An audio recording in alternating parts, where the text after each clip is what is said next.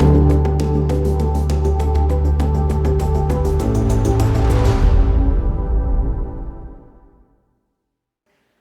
are you guys doing today? Good? Good, good. That's some good energy over there. I like it. Thanks so much for joining me. My name is Trani. I'm going to be diving into new features, pro tips, and time savers, all the fun stuff in Illustrator, right? So that is the plan. I'm so thankful that you are here. I am live streaming a lot when I am home, so if you follow me on social media, feel free to take a picture of that. That would be great. Yeah, it's usually on the Illustrator Facebook page is where I do a lot of work. So happy to interact with you beyond today. So this is kind of intermediate, advanced. Skip a lot of the fundamentals, like the basics. I might cover some of the fundamentals, but we're going to stick to the basics. This is kind of everything we agreed to, as a team. But it includes pretty much everything. I tried to organize it in a way that's easy to consume, so we're going to make an illustration is the idea, yeah, kind of go from there. So this is just the basics, in case you want to know the basics. It's like a cheat sheet, how to use the various tools, and roughly the fundamentals. So that's available to download. And also this next one, as I change this slide, just talk amongst yourselves. Don't mind me. 2019, there we go. Had an issue. But nonetheless, that's where I've actually recorded this whole session in categories, 5 different categories, and you can watch this later on at your perusal. Because I know at these conferences, a lot gets thrown at you. So this is going to be all about new approaches, new concepts, best practices, case studies, advanced skills, all that fun stuff. New Adobe products. So I know you guys saw Illustrator on the iPad on Monday. That was pretty cool. Yeah. So I might dive into that at the end. Just don't tell my boss. All right.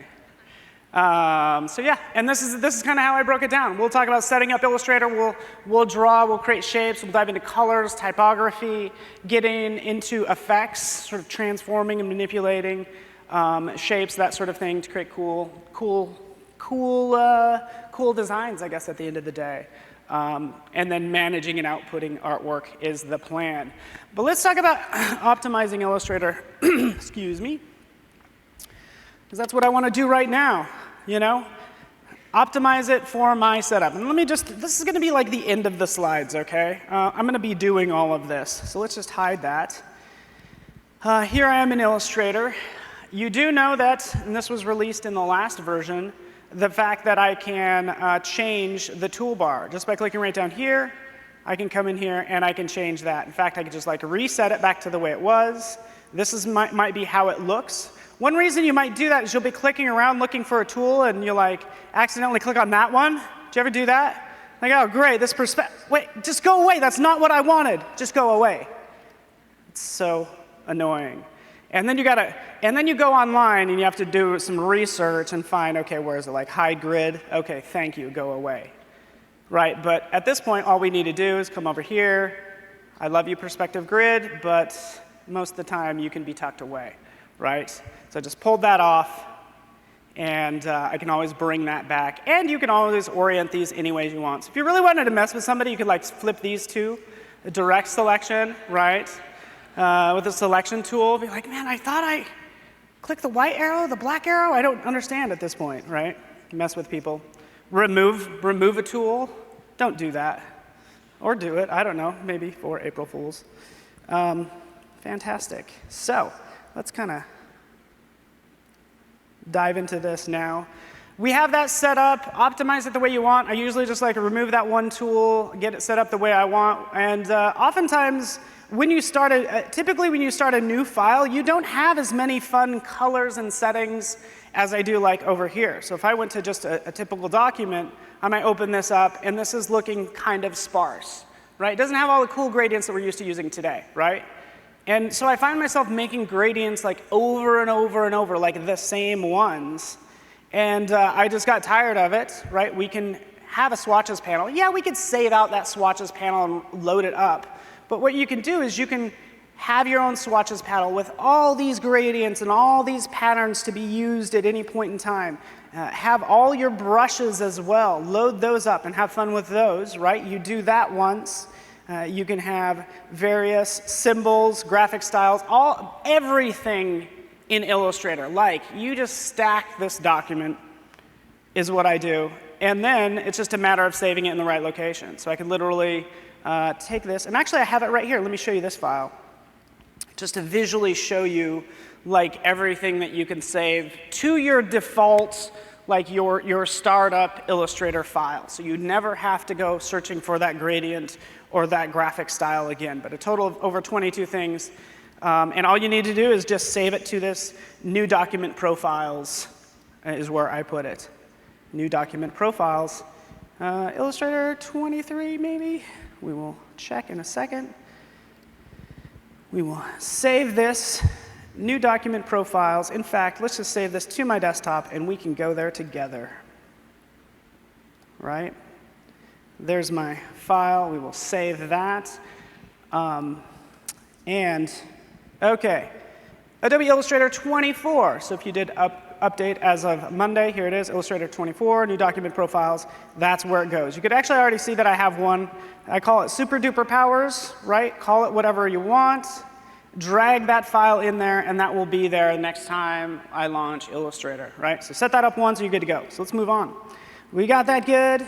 We could go in, we could begin. So file new, and it's going to be under print.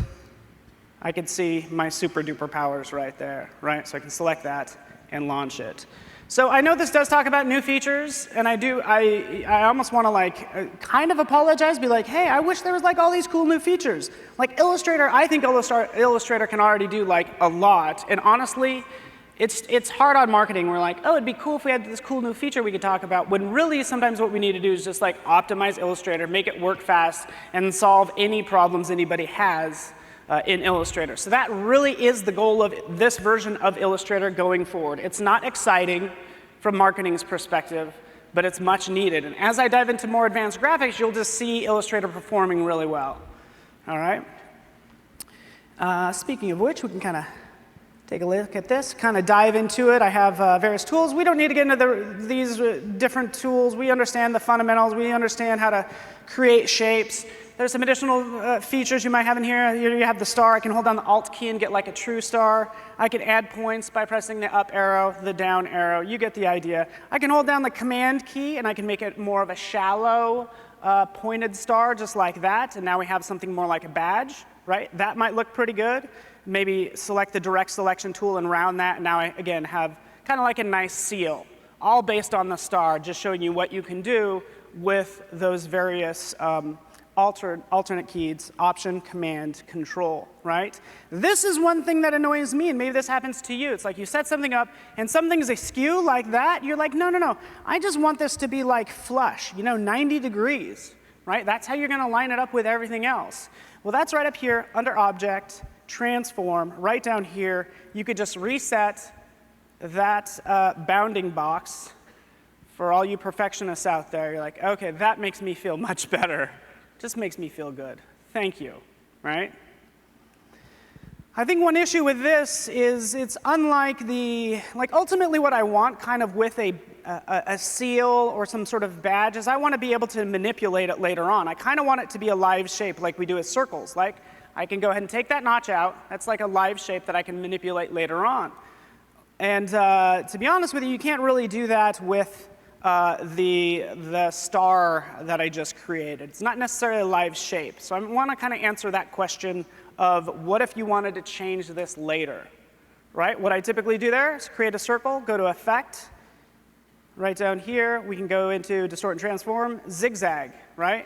Zigzag, there we have, it starts adding these various ridges per segment. There's actually 4 segments here, right, that I can start to crank up. And now it starts to look like that star.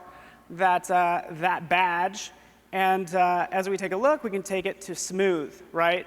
And take that down, and we can add more ridges as well. But what's nice about this is that this can be changed later, right? I have this different badge, And over here in my Properties panel, zigzags right there, and I can change it later. So super easy to do.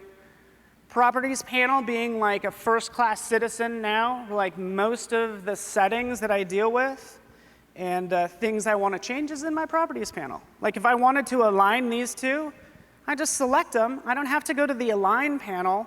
Properties panel, like, no, let me serve up what you need, and here you can see it aligning how I want, right? So I like to have the Properties panel up, and I can continue working. Let's draw something out. There's a lot we could do in here. Let's get a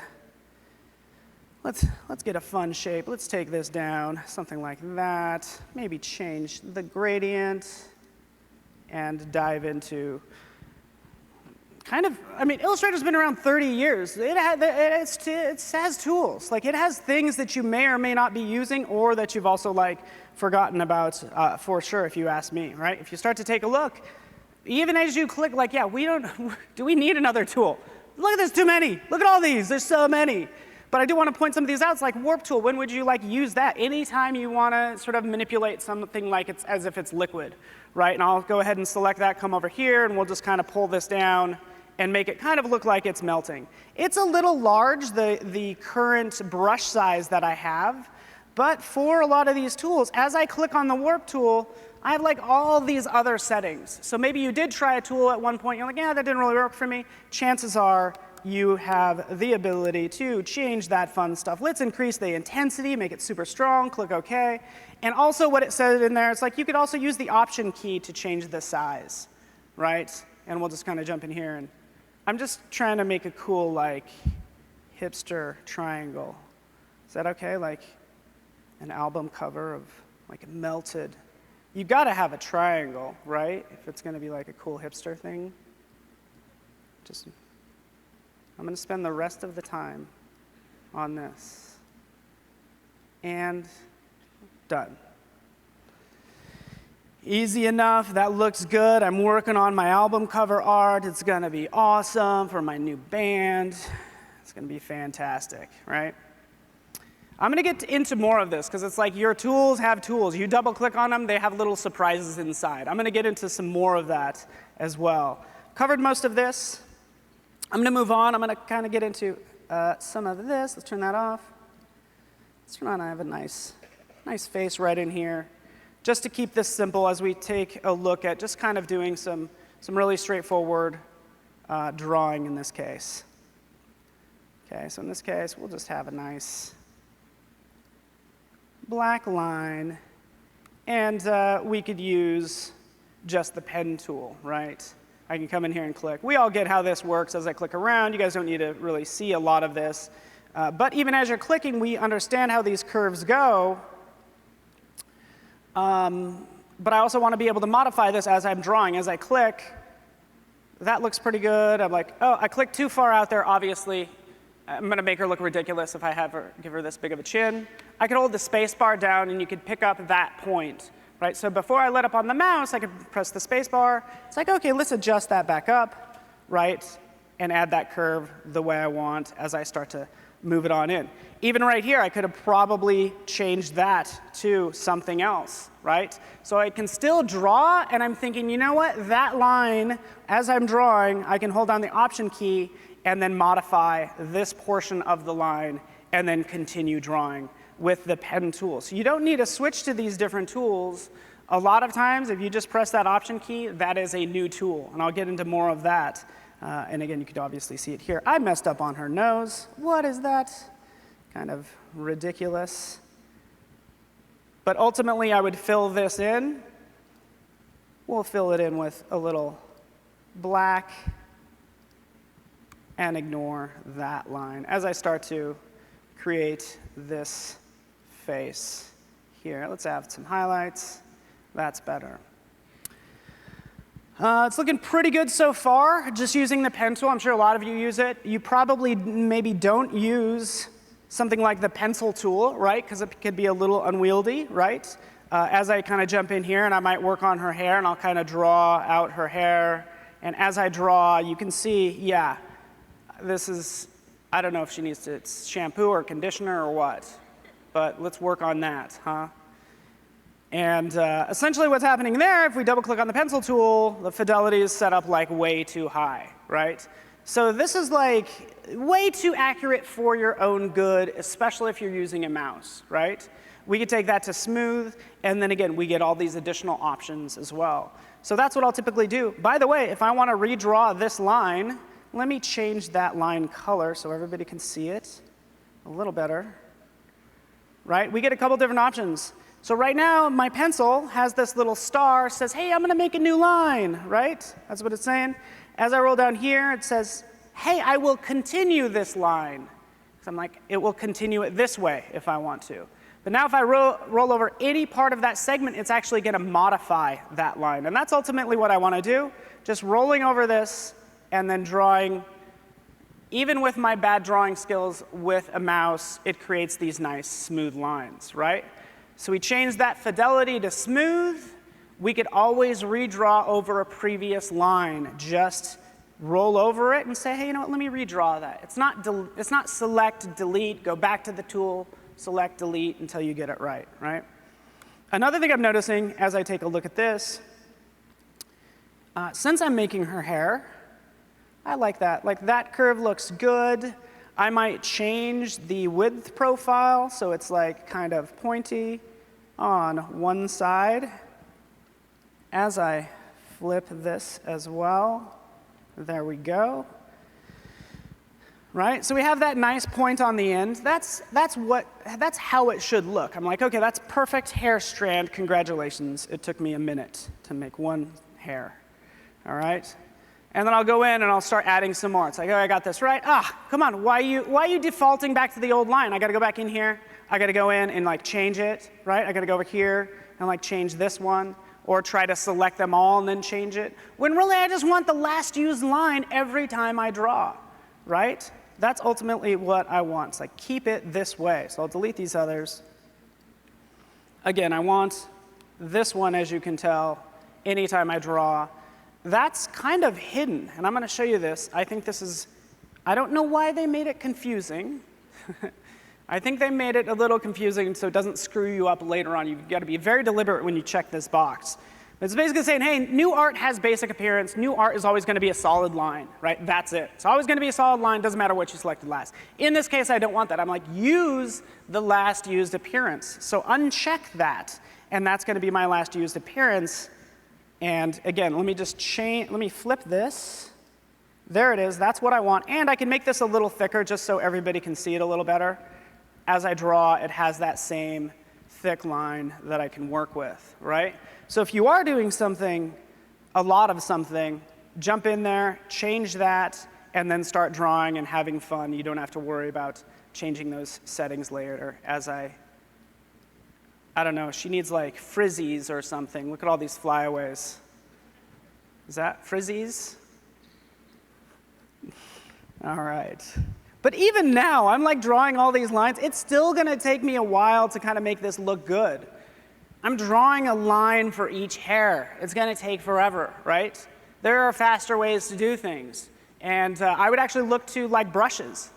And I think we typically think of brushes, by the way, right over here, of being like these very extravagant things. You can use them for very simple approaches. Because what I have, actually, let's kind of roll up here.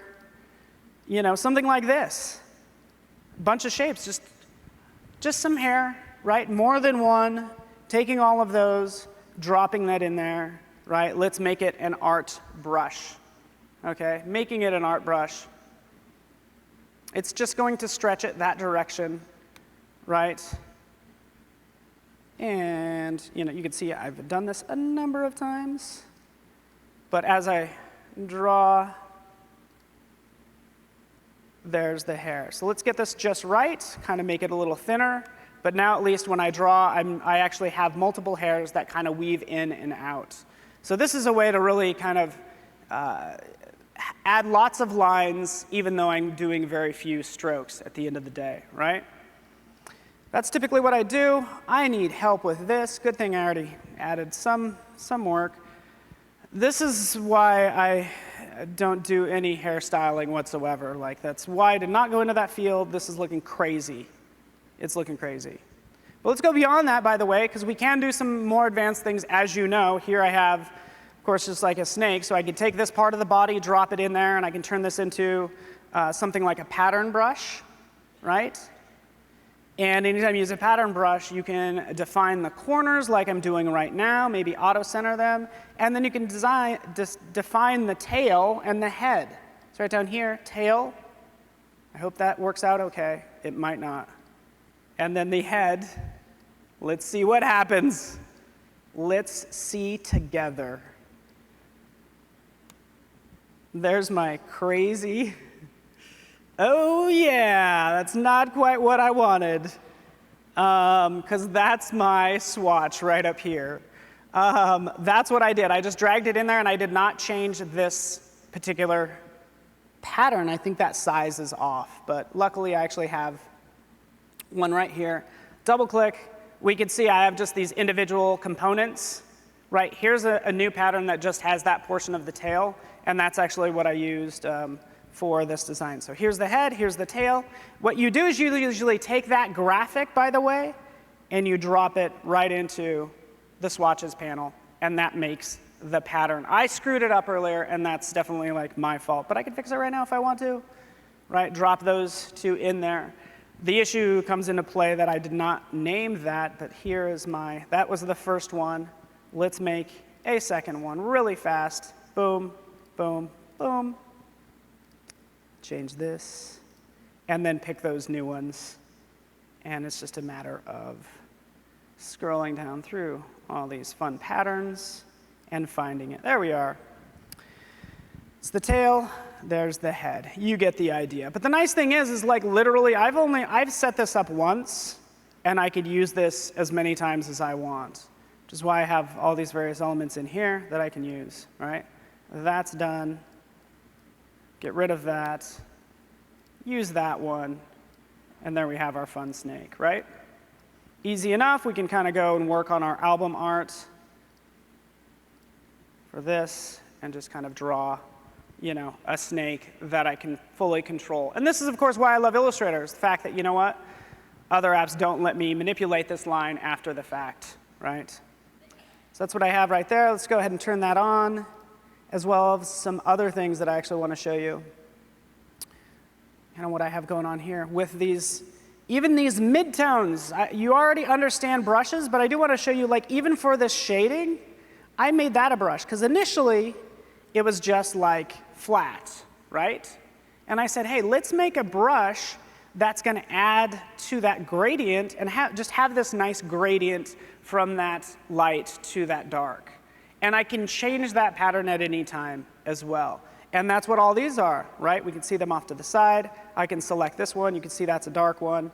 And again, I can change that pattern as I kind of start to narrow that down as well to something smaller, right?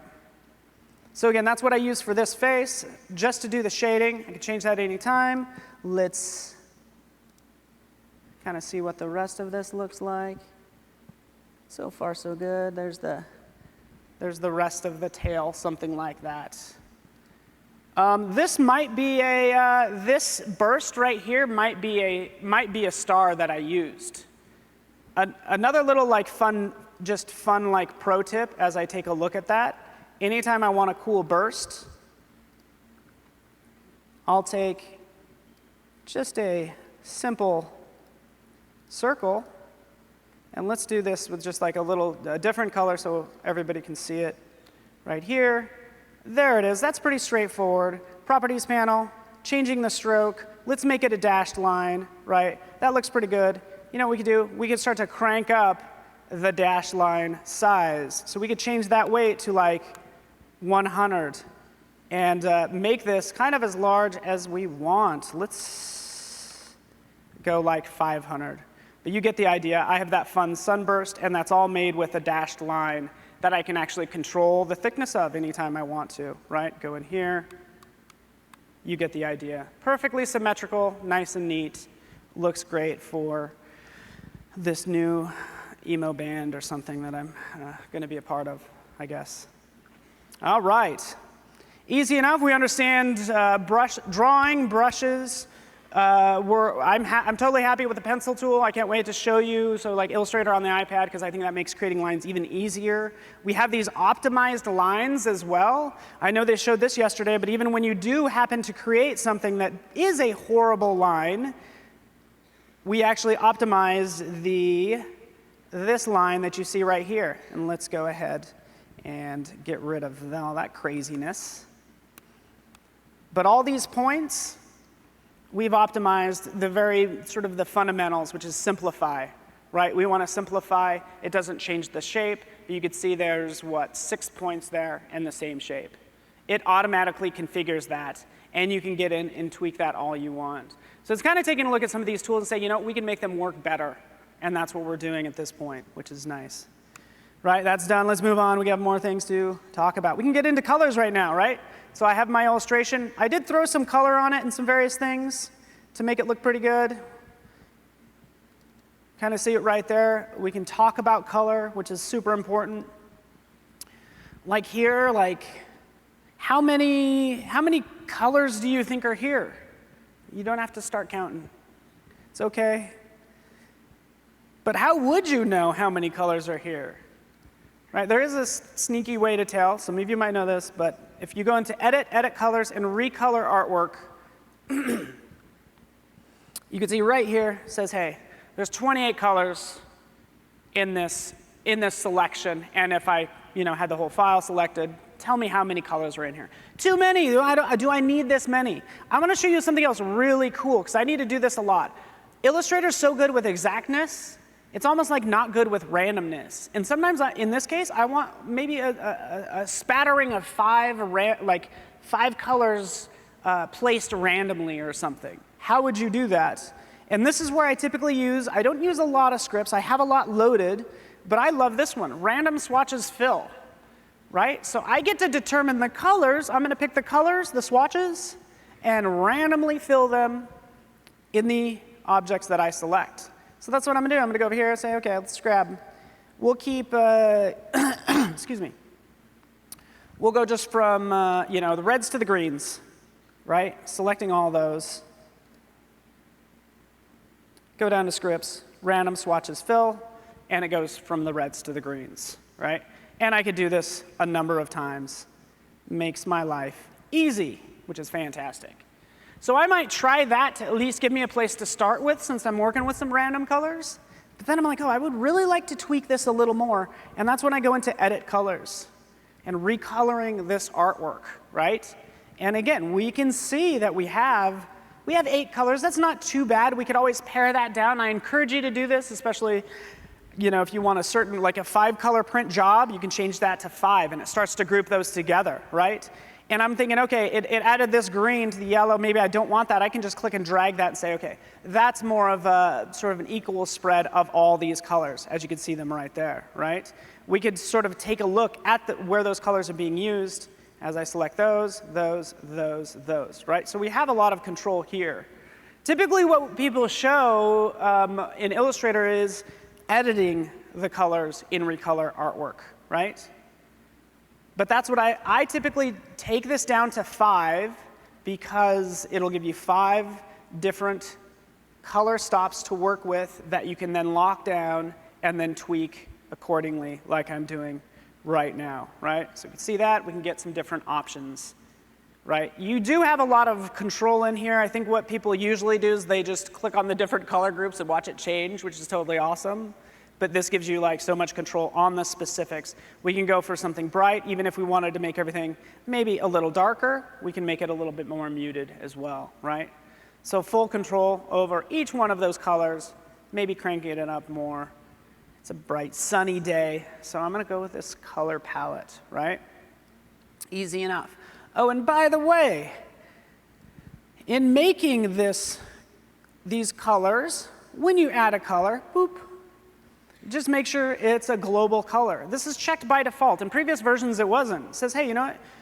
You're going to just be your own color. But this makes it a global color. And you guys know what happens there. It's like, OK, boom.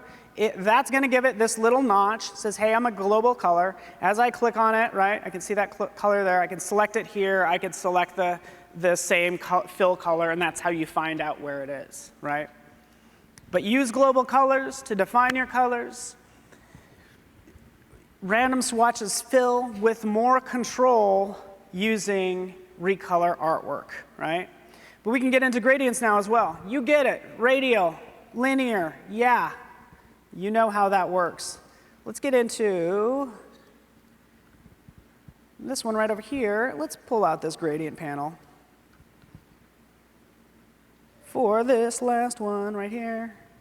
We introduced this in our last version. Yeah, again, linear, radial, and then we have freeform gradient.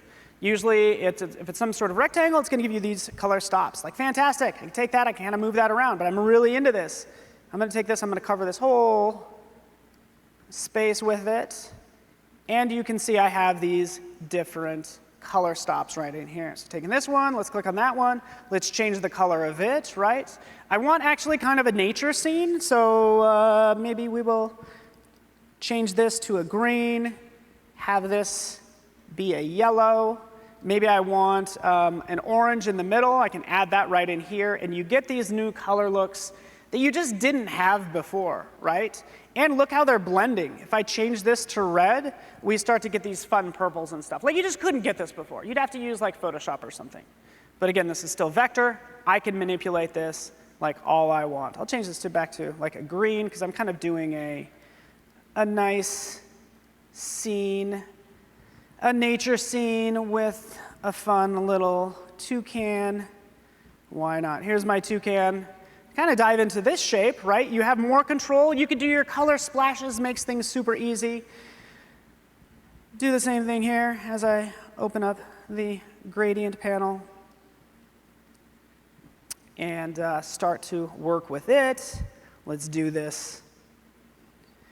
Easy to work with. Just drop in some color, but I want to get into another feature, because this is what I would do here. I want actually a more specific shape. I really want to take this, and I'm already into this. This is super cool. We will make this green. Boom. And that might be down there. But I might want like a cool like highlight up in the top, like right up here. So I can actually have a line as well. So hopefully you see that. Change that to line. Fantastic, right?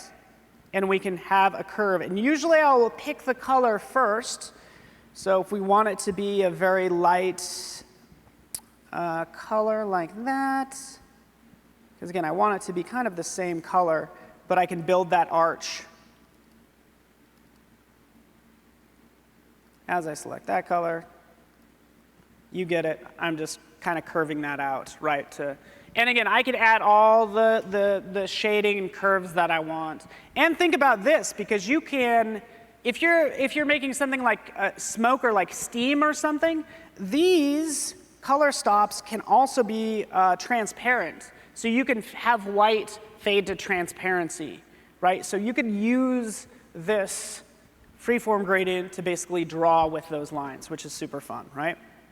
All right, let's move on. Absolutely love that. So that's looking pretty good. There's my final. That's much better. Spent more time on it. You could see that arc right there, adding that highlight, right?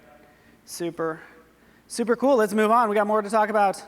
Talk about John Mulaney. Did anybody go to Sneaks last night? Yeah! Wasn't that fun? You guys had a good time? I had a blast. John is the man. He was hilarious, right? But one thing John won't stand for is this. That kind of, nah. He's too good, he's too professional to let this happen, right? So what do you typically do in this case? You take that, you outline it, right? And then you group it together. You basically do a pathfinder, like unite that all together as one shape and then do a fill and all that stuff. You don't have to do that, right? Basically what you do is you take the appearance panel, you're like, okay, let's just add a new fill, and that new fill will have the color that I want, right? So that's what we do there. Super simple. It keeps this text, as you'd guess, editable in case it was spelled John, but it's not. So we got that right. We could start to layer that stuff. So you could have a lot of fun with this appearance panel. In fact, most of these graphic styles that you see are done with this appearance panel, layering on fills and strokes, right? You want to have multiple gradients. You see people like, oh, I want to have like a highlight gradient up here and then a darker kind of gradient making the shadow kind of going up, and you want these different highlights. It's going to mean adding that new fill with that new gradient to go into transparent. Don't create a new shape and put a new fill on it, right? And just kind of show you some of that, we can take this. I already have some made. We can take a look at them. Let's click on this one. Bam, there it is. Oh, so sparkly. Sparkly Max Sneaks, right? That's what we want. And you can see this appearance panel get loaded up with strokes and fills as well, right? You're also seeing these cool sparkles, right? Those are pretty awesome. Yeah, those little highlights, like where does that come from? That's the scatter brush. Literally one little burst that you would draw, you drag that into the brushes panel, and then you just adjust the scatter. In fact, we could take a look at it if you want, just to give you an idea. Here it is. Again, if I had that shape, you drag it in here, it's going to scatter randomly from 2% to 11%. The spacing is also going to be random as well, and the rotation. And you apply that. That's a brush that's being applied to the line. Pretty cool, though, right? Yeah, Paul, it's pretty cool. Thank you. That's all. I was just looking for a little affirmation. So, into it. Like, I like this. This is what I'm going for, right? And still having the control, knowing that this is editable text that I can change at any time, which is awesome. All right, so let's move on. Since I was working with typography, let's kind of talk about typography and working with typography. As I even take a look at this, let's just kind of click in here. You do have this default, by the way, which you may or may not like. We could see, like Myriad Pro. I don't know how we ended up with Myriad Pro as being like the default. It's cool, sure, if you're into it. You could be working in like whatever corporate environment you're in, and you want that just to default to Helvetica New or Futura or Papyrus. That's funny. Do that on somebody else's machine. Oh, man. Oh, my goodness. Let's... Now I have to show it to you. Character styles, so it's right here. If it's in brackets, it means it's going to be the default, right? So I double-click on that. You can see this is Myriad Pro. This is where I would typically change it to something else. Papyrus. Oh, I already hit OK. Papyrus. How dare you? That's what I did. Yeah, that's right. Change the size. You get the idea. Oh, man, just in your face. Hello. Hello to your new default. This is why I'm glad we have designers at Adobe, by the way, because we know to not set the defaults to something like this. This is not a good idea. But feel free to mess with people, by the way. That's in brackets. So when I made that first setup file, that's what was going on in here. My default is Acumen variable concept currently, because it has 1,000 versions. I can adjust the weight and width and height and all that fun stuff, right? So that will be the default there. Every single time, it's going to be exactly what I expect as I start to create. Not a huge fan. Again, I would make it Acumen. Something like that. Let's kind of dive into this. By the way, like, I don't know if you've, yeah, so much to talk about. So like taking this, let's take this text. Let's just do something like this. There we go. There we go. There we go. So variable concept fonts, super fun, right? We have this says thin, right? There's pseudo bolds and all that stuff. But we want to use the bold, of course, that the Type Foundry created, right? And that's what I could do right over here. Anytime you see like a variable, it's going to say variable in there. That means there's going to be this little icon. I could say, OK, let's change this weight. Let's make it really thick right there. Let's take this next one on down the line. And what it's actually doing is actually shuffling through all those fonts. And I can show you them. If I twirled this down, there's like so many in here that it's rifling through, and it's basically different fonts, different weights of this same font that were made. So we have weight, we have width, we have slant. You kind of get it. We can make something fun and ER, and make it thinner and thinner as I go through this. But let's go beyond that, because I think some foundries have done some things that are really fun as well. Let's take that, let's move it over. because I want to introduce you to this fun one. We have that one. That's kind of a cool idea for a logo. What if we want to do something a little more fun? So we'll take the word disco, right? And I will show you. The font is called Chi, C-H-E-E. Sorry, I don't know the Foundry offhand. Chi variable font. Let me actually modify it up here at the top so we can see this all happen at once. There we go. Because again, we have that same setting right up here, right, in our options bar. Here they have something called yeast. You have yeast, gravity, and temperature. So let's add some yeast to this. You can see, like, you left it out on the counter like way too long. That's the yeast that you're adding, which is so cool. Gravity, right? After you eat all that bread, that's what it feels like. And then there's temperature, it was like melting. So anyways, those are some fun things that you can do with these variable fonts. These are the Foundries making they're actually making individual versions of this font at that different size. So they're doing all the different variables for you. What you might have saw last night was awesome font, I don't know what it's called, awesome fonts or text magic, or I don't know, text awesomizer. I don't know what we landed on with that.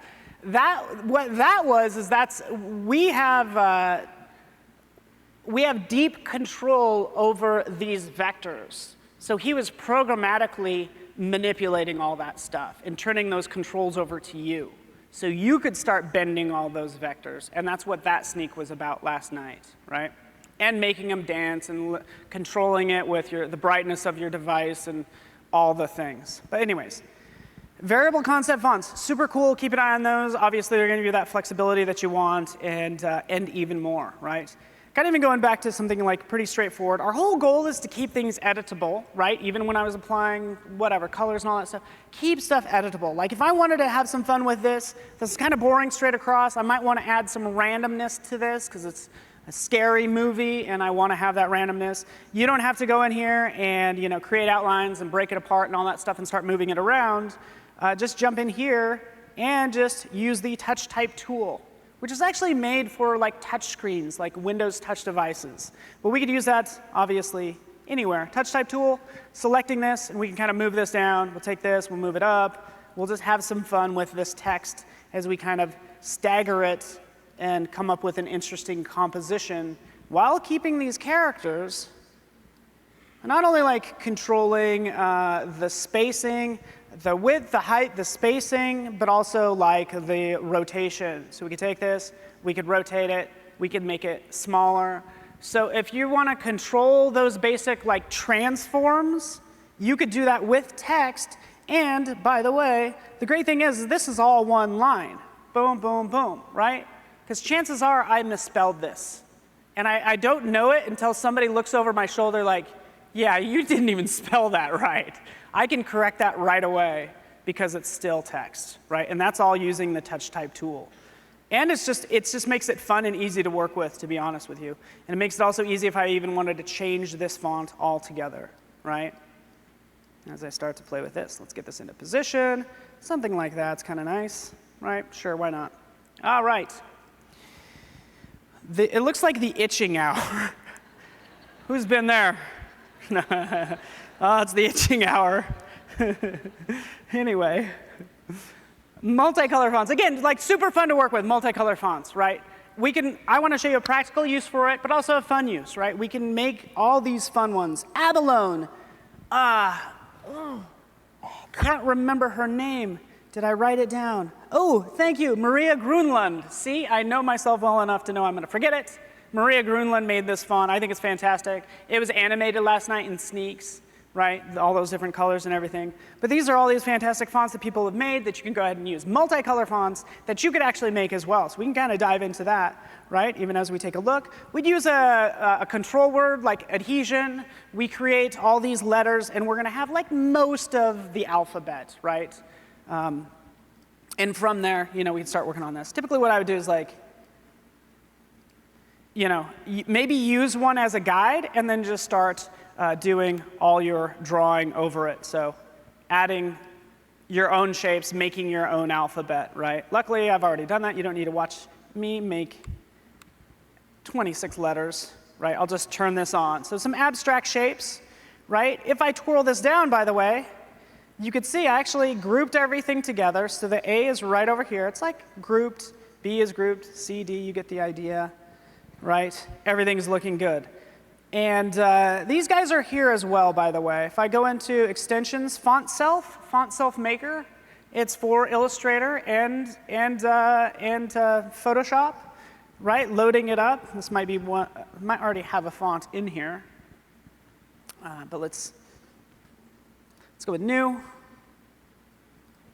font. Drag and drop letters. It's literally that easy. I could take one letter, drop it in here, right? And this will be my A. It knows it's an A because I've already pre-labeled everything. But you can do that after the fact, drop it in there. But really, since this is all kind of squared away, I can take all these letters, grab them, drop them in here, and then it starts naming the same thing I named those layers. So yeah, it's probably the only time I name layers. Just kidding, unless I'm working with other people. But there it is, there's the font. For the second one, I would do that for maybe the uppercase, but also for like the lowercase, I inverted those colors.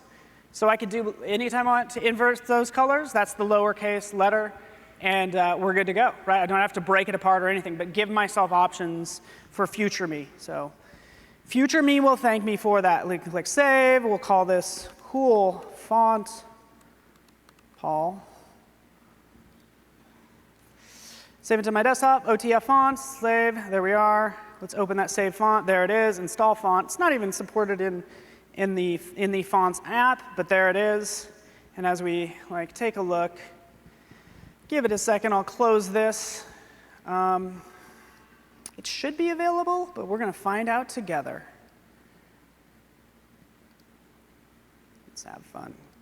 Got a lot going on here, let's close that and grab those, you know what's gonna happen. I'm going to get into, let's check it, cool font, Paul. Boom, there it is. I mean, was that easy or was that easy? So those are the only two answers you get. It looks like I didn't make a lower, I don't know if the lowercase is set up, but nonetheless, you get the idea. So that's fun to work with. We can go beyond that as well. I said, okay, what's something more practical that we can use this for? You can use it for anything, like if you're working at an agency, or any element that you find yourself using over and over again can be a font that you could insert places, right? Like right down here. It's like, okay, I could have this signature, like this footer. It's F, right? What is F defined as? Well, for me, I defined it as the Facebook icon, right? And then T for Twitter, V for Vimeo, right? On down the line. So all I need to do is switch to that font. I think I called it the, over here, icon font. Let's see if I see that appearing. I-C-O-N. There it is, icons. Boop. There's the F. Fantastic. Like I said, I wanted, oh, hold on.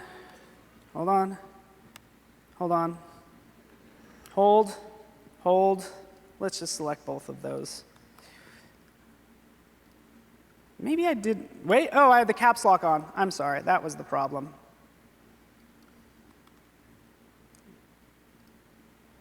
Okay, what? I don't use Vimeo. That's the problem. There we go, T for Twitter. I don't think I didn't go clear down to T in the alphabet, I'm sorry. It's all a ruse. No, right here, it's perfect. I might use Instagram, Instagram's in there. You get the idea. I could probably hit some more letters, but I don't know all the ones that I set up. There you go, Behance, perfect. So I put in the social media platforms that I want, and that's good to go. That's my footer. You get the idea. Fantastic.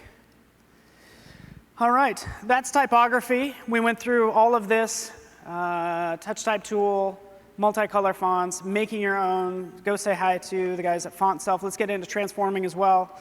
I didn't know what to use here. I don't know what to use here. I have these files, but I want to get into transforming and effects and different things. This is just a fun example, but think of a technical illustration and you have all these lines. Some of the lines are thick, some of them are thinner, and the client comes back and says, I want everything, all the lines 50% thicker, because it's just a little thin. And you have all these thick and thin lines. How can you do that in like one fell swoop? Like right now, you'd have to go through and select each one, change it, right? Same thing with these illustrations. Whether it's John or me, this will be just my control, right? Have this. I want to make these lines maybe 50% thicker. So in order to do that, you can go to Preferences, General. And the first thing I want to do is to not scale strokes and effects. It's going to be kind of confusing. I'm basically saying, hey, keep those lines really thick. Even though you shrink it down, keep those lines really thick. So it should get really thick and chunky. We want like Aaron Draplin style, right? Click OK. Take that. It's not going to scale them down. The smaller I scale it, like the thicker those lines are. You can see them really thick as well compared to that one. Then all you need to do is go into Preferences, General, go back in here and turn that on, because now that you have these thick, chunky lines, doesn't matter what size, I could scale that back up full size, and now they're all like twice as thick, assuming I scaled it down 50%. Does that make sense? Hopefully it does. I don't know if I could explain it any simpler without breaking my brain. And this is an extreme example, but I got the look that I want, which is awesome. One fell swoop, everything is 50%, or excuse me, like 200% thicker, or 50%, you know, what it was before. And all it is a matter of unchecking that box, shrinking it, and then checking it and scaling it back up. And then if that didn't work, you do the opposite, and then you have exactly what you want. All right, clear as mud. Let's move on. Let's talk about some more transforms and distortions that we could do as well, right? A lot of times we are manipulating text to really bend them to our will. And we have a lot of these settings. I could select this and we can, you know, come up here and like make with mesh or something, or make with warp, right, and bend it like a banner. But I want a lot of control, maybe to even fill it inside of a shape, which I really like this. I'm just going to grab this shape. I have this text. I can select both of those. I can go into Envelope Distort, and I like this one, going beyond those first two, because you know how they work, right? I really want to bend this into the shape that I want, right, for this design. So make with top object, which happens to be that shape. It bends it into that top object, right? Super cool, super easy to work with. I love it. Thank you very much. It's editable, right? Because chances are I misspelled these Spanish words, right? Going back, we can do that, again, all I want with these other shapes that I happen to have. So let's like take this one right here, maybe those two. It's the same process. As I do this really fast, boom, those two. It is a solid, like filled shape is really the only trick.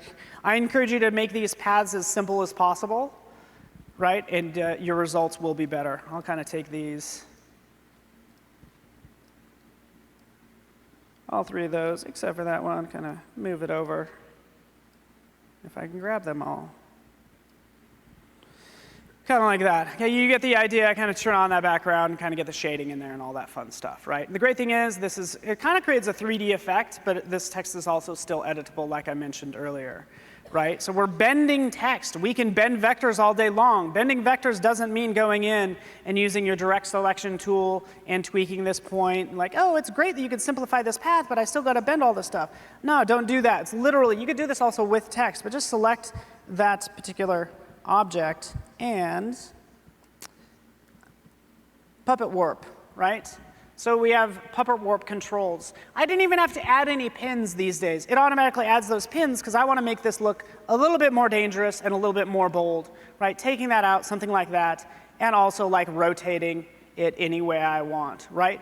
And I didn't have to manipulate vectors. It's not about pushing and pulling points as I start to bend this into place, right? Super easy. And the great thing is it doesn't wrap it into an effect. If I want to go back and start to tweak these vectors, I could do that. It's like no harm done, right? I can kind of move on, starting to work with this particular file. Like, oh, let me show you something else fun. And I'm going to kind of move through this pretty quick. I have this shape. Oh. OK, good. I think I have time. Let's do this. Let's add some I'm doing a Day of the Dead design, essentially. I need to add some life to this. I'm going to add some nice, some fun leaves, right? What do? Come in here, maybe add this sort of width profile. We also have the ability to adjust this width with the width tool, right? Wait for it. Wait for it. Wait for it. Width tool, there we go. And I can obviously control the width right here on either side, or even hold down the Option key and kind of drag that in, right?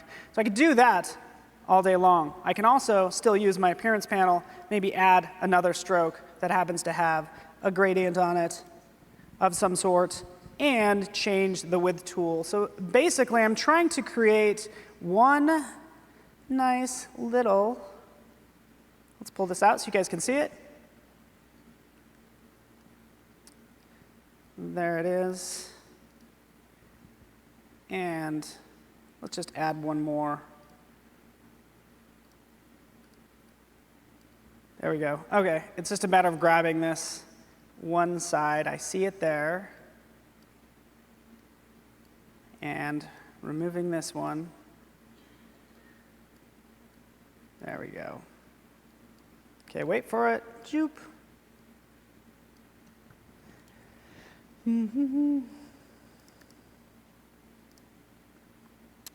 And let me change this gradient really fast. Because I basically put two gradients on that. I have a gradient on the top of that, and I have a gradient now on the bottom. And at this point, I would flip those two. But this is going to take me a little too long. Let me just turn on. I think I might have the final somewhere, and I don't. But actually, I did it back here. Let me show you. Let me just click to this other one really fast, if you don't mind. It would be right in here when I was working on these gradients. So this is that same line, right? How's it done? It's done with a couple strokes, doing a shadow, and then a highlight on the other side, right? So now I can go ahead and draw out like all the leaves that I want, and I just use the width tool. Put one on one side, one on the other side, and that's what I would use, right? Cool, that's done. That's squared away. Got a little messy right there.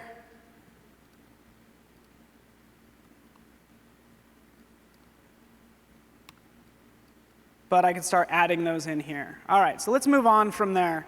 I was also going to add some flowers to this as well. So a lot of people might take draw out a circle in this case. And let me show you this really fast. Let's just get this set up right. OK, so right over here, we have the rotation tool. So I'm going to make a flower, right? A couple different ways we could do this. You typically would impress people in the past by using the rotate tool, by the way. And you'll come in here, and you'll do this fancy trick, which was actually in Illustrator version like 88, just FYI, right? Which I actually happen to have. So the same demo that I was just about to do, I can actually do like right now in Illustrator 88.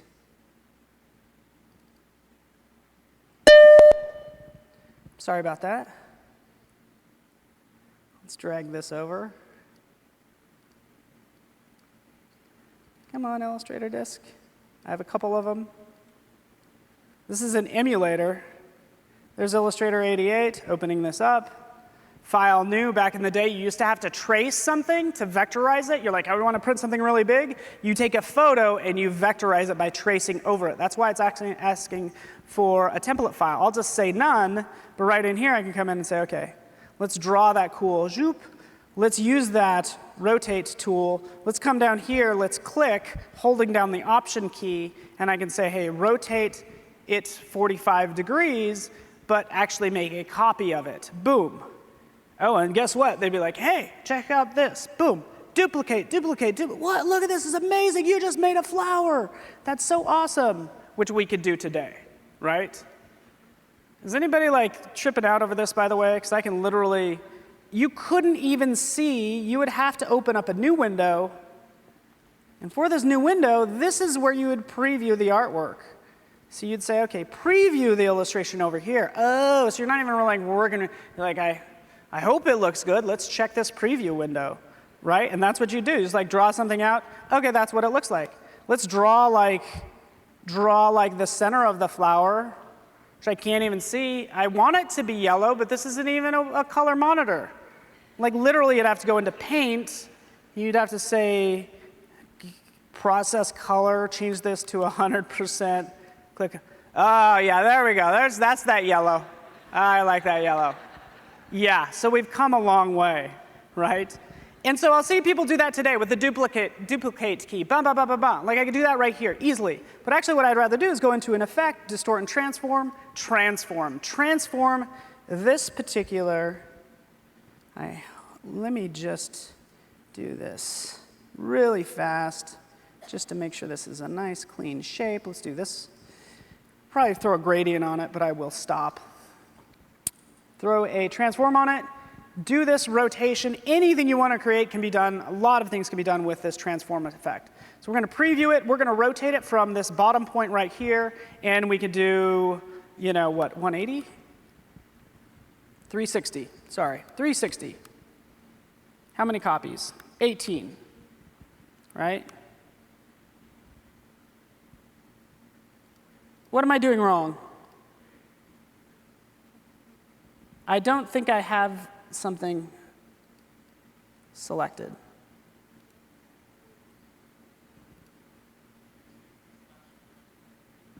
Is my math off? 180? It could actually be rotating it on top of this object. So let's just make a new one. Let's try this one more time. Effect, distort and transform, transform it. I think I actually had the fill selected in the appearance panel. I think that's what was going on. So 360. Because, right, 180, 360 is all the way around. Is there a teacher here? Oh, sorry, 36. Is it too many? Is it 180? It doesn't matter because it's not working. There we go. Well, there's a randomness. Yay, let's clap for a failure. No, trust me, it works. Let me just open up this other one that I did. And I think it's actually transforming the fill inside. But let's turn this on really fast. You can see, again, how these are done. It's really one shape that I can still modify. But if we take a look at this one in this case, there it is.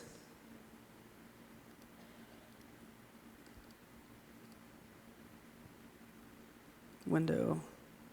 Wait for it. Yeah. That's how these are basically done. It's one shape, and it's just being repeated all the way around. Sorry I couldn't get that quite to work, but you can see it actually does work. And then we can just move on. Because I wanted to show you this other thing really fast as you kind of just forget all about that, diving into some 3D as well, which, again, gets kind of overlooked in general. Let's kind of turn this on. We can take any text, right? We could use 3D and do some isometric views with it and all that fun stuff. Right? A lot of times you'll see, and actually I won't turn on the final just yet, but I can go into 3D extrude and bevel for this. I can do an isometric view, isometric left. Let's preview it. Let's stretch it out some more, right? And again, this can easily be vector. Right now it's easily changeable, right? We can go ahead and change the lighting as we know, but I like mapping art to it. So right in here I can say, hey, take the front of that and throw some flowers on it, for instance, right? We get that. As you see that red, it's highlighting. So it's highlighting this side. I can say, hey, you know what, throw some flowers right there, right? I can start going around all those different sides. I don't really have to do the underside. So I just really want to do a couple more surfaces just to make this fast, like the top one there, add flowers there. And that's what you do going through that process. And by the way, you could always take that and rotate it, and you have full control over that as I like turn on like this final one, right? Here we have this text stretched out. And by the way, you can always ungroup that and manipulate those specific vectors like I've done there. And it's also what I've done over here anytime you see those isometric shapes. How are these done? It's literally like you could just take a rectangle, draw it out. And what do I happen to have? I happen to have all these as symbols, right? So it's really just taking this effect, 3D, extrude and bevel, right? Let's do an isometric view, which is what we're working with. We'll preview it. We see that's looking pretty good. Stretch it out some more and just start mapping those windows on all those different sides, right? Just mapping that art and taking those, windows, like for that building. Let's scale to fit, and we can see we just have those windows there. That's still a vector file that I could work with and have all the fun with it that I want. And that's what this is. All of those just being an isometric 3D object. Even this ground plane, as I select it, it's actually a flattened version of a landmass that's extruded and mapped colors on the side as well. Same thing with these, right? What did we do? Made it super simple. It's still vector. Hopefully that inspires you. You can have even more fun with this. This is the last one I'll do here, and I want to get into some of the iPad stuff. Let's just take this. Let's delete that. Let's make this white. Just give it a nice white stroke. But even as we're kind of diving into 3D, let's kind of revolve this. So it's going to be similar. Let's preview this. I'm revolving it off of that left edge, so it makes that perfect sphere. I can rotate it. You can kind of see what it makes. And we can map art to it. In this case, I'm going to map this art right down here. I don't know if you can see it right here. Boom.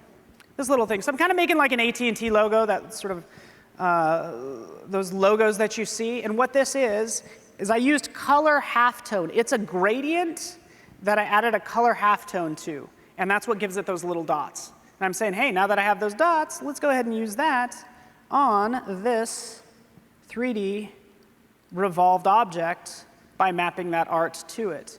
And it's just a matter of finding that out. There's only two sides. One, it's this one. And then we can find that fun little burst that's in here somewhere. I should have made it a symbol. There's an older one, actually, that I was working on. I can scale it, or I could actually just rotate that into view, right? And again, that's an older one. It does have plastic shading. I can say, hey, don't give it any shading, and rotate that into place like that. Click OK. And there you have roughly those sort of bended, warped logos that you see based on that pattern, right? OK, so let's move on. I don't have a lot of time. Let's get into some managing and exporting. Let me show you this really fast. This is going to save your day someday. So if there's anything you remember, it's going to be this one. Basically, taking a file. Maybe you've created a logo. You've used this logo for this company for all their materials. You have it everywhere.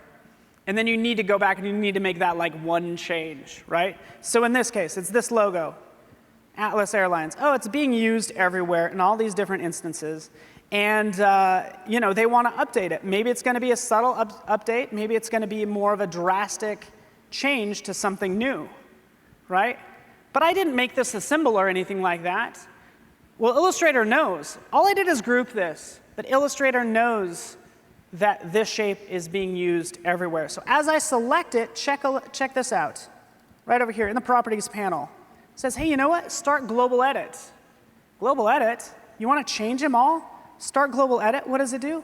Oh, it highlights everywhere where that logo is being used, right? Which is like fantastic, right? I can take that, and again, I can change the color, for instance, to something else, just to show you that it is working. Changing that color, what happens? It changes it everywhere, right? But that's awesome, yeah. I could even take this a step further. I want to do a global, like a visual search and replace, like with visuals. Let's take this, let's copy it, let's select this one, let's do a start global edit, right? Let's paste this inside, drop it right there, get rid of the old one. And I went and just replaced all of those old logos with the new one. That's pretty impressive, right? Thank you. Just so you know what's going on under the hood, is look, it actually made this symbol. It made one sort of behind the scenes. It might say like ungrouped symbol or like unnamed symbol or something, but trust me, it was not a symbol beforehand, right? So global search and replace, I can kind of work from there. There's more things I can do. And again, it could be any shape. I've done this with this like lime, added more to it. And again, all I did was group it, and then I changed it accordingly. I can get into exporting and all that fun stuff. You would do that with artboards. I can show you like a pretty advanced example of that. In this case, like using all these various artboards, there's like over 100 characters. Here's like the social media manager of Illustrator, the Illustrator PM, his boss, John Mulaney, like all these people, all on these various artboards. There's like 100 artboards, right, which takes management, right? Well, we get a good jump in, and we can start to edit these artboards, and we can actually rearrange these artboards, because they're all staggered all over the place, and if you're a neat freak like me, you want to go ahead and organize those. Click, oh, sorry, go back. Unlock that background, sorry. There we go, just needed to make sure that was unlocked, rearrange, you know, put them all 20 pixels apart, make it nice and neat. I can export out all these artboards, export for screens, right? You get that. But I'd rather like export out these individual people, right? We can see them right in here and using the Assets panel. So there's Assets panel. I just take them, I drop them in there, I name them whatever I want. When I'm ready to export them, I select them all. They're all named nice and neat. Pat, Jasmine, Billy, Harry, whatever. Ping, export. That's what I want, desktop, done. And by the way, I can continue to work on them and then export them at my leisure. It's already set up. So as I change these characters, I export them out, and it's good to go. All right, let's switch over, as I switch over to the iPad. Let's switch over to the iPad really fast now. So that's exporting. By the way, I can we're already on the iPad. Trust me, all those ping files got exported. You don't need to see ping file. That's boring. Let's look at Illustrator on the iPad. You can see it here. I can actually load up an Illustrator file. Anything that I created, I can open it up here, right, and dive into, you know, editing or drawing, creating something new. So, and you saw some of this yesterday, but since I got such a good response, I thought it'd be good to include it here, right? So you could do a sketch. You can capture what you want as well, right? We can see how that's done. Easy enough. Capture just a sketch that I did horribly, right? Typically, you'll use the pen tool, and you can come in and do all that stuff. That works pretty well, which I, you know, again, love it. But I might jump in and just use the pencil, because I think the pencil is actually pretty smooth for the most part, because I just want to quickly like sketch this out. Let's go ahead and create that beak and the body. And, you know, maybe that part. It all needs like a little work right in here. As I jump in, you could see it created like 4 points for this one part. And I can edit these. There's no need for like an add anchor point tool or remove anchor point tool. Like I want to add an anchor point or add a point in here, right? All I need to do is just click right there and add it. I want to delete it, I can just delete it. So I don't need those tools to add. You don't need all these tools. You just need your tools to essentially like work smarter in this case, right? Kind of round that out. We'll have some fun. Drop in here. Add an eye. Why not? I could tweak this some more. I'm going to turn off that background. And again, play with this all I want, right? That's looking pretty good. I do feel like adding some color, and I actually have on-object controls, so I don't need to even go to them. My first idea was to come over here and change the color. Why do I want to travel all that way? It's like literally, as I select the object, you have these on-object controls that I can come in and kind of select what I want. Boom, done. Let's move on, right? Come down here, I want to add a tail. Yeah, why not? Maybe for something new, I'll add that and kind of draw that out like that. Guess what? I want to mirror this. We have symmetry. Boom, right? You guessed it. Symmetry, right? Kind of line that up. Maybe even draw like another like feather like that. I think that looks pretty good. Nest that up. Kind of stretch that out. Something kind of like that as I make this toucan. Let's do something more interesting, because I'm thinking, okay, I want to really decorate this with these feathers. Right, and you did see yesterday, yeah, it's cool that I can go ahead and duplicate and move it and duplicate, you know, if I want this to kind of span around that, the toucan.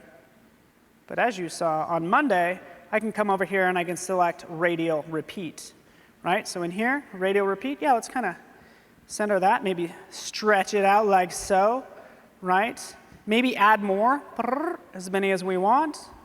And then just like play with this all I want as well to get some interesting shapes that I think are cool for this particular logo. Even for this, maybe I don't want it cutting into the tail. Let's do something like that. Let's rotate it.